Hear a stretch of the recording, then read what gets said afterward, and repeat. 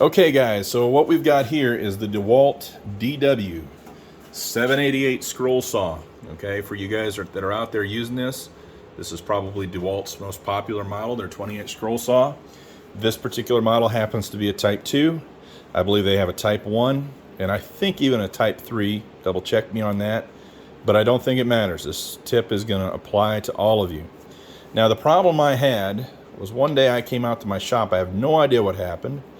But this guy right here, my air nozzle, the tip where this attaches to the machine right here, there's a little nipple and this attaches. I found it just laying here, broken off.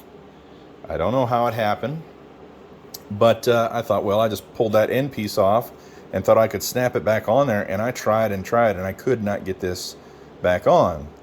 So I mistakenly assumed that that very first piece that they put on here must be a little bit bigger in order to be able to adapt to that nipple. And so I thought, well, I don't have the piece. I looked it up and I was going to have to buy a whole new air nozzle, so I spent $25 or whatever for this new air nozzle. It came in, and guess what? I had the exact same problem that I was having with my old one. I could not get it on. I could push, and I tried, lubricating it. I mean, I tried everything, and that guy was not going on. And I looked up a video on this on YouTube, and there's this guy says, here's how to replace your air nozzle, and he just wiggles it around a little bit and it pops right on. Well, I certainly couldn't do that, and so I'm baffled, and so I decided to try something. And here's the trick, guys.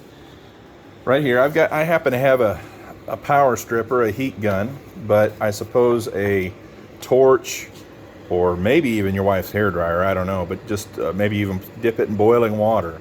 Something to get this end just a little bit warmed up. You don't want to melt it, but just add the tiniest bit of heat to it just to start getting that plastic soft, and you'll find that this just pops right on there almost effortlessly. I mean, I couldn't believe how much easier it was.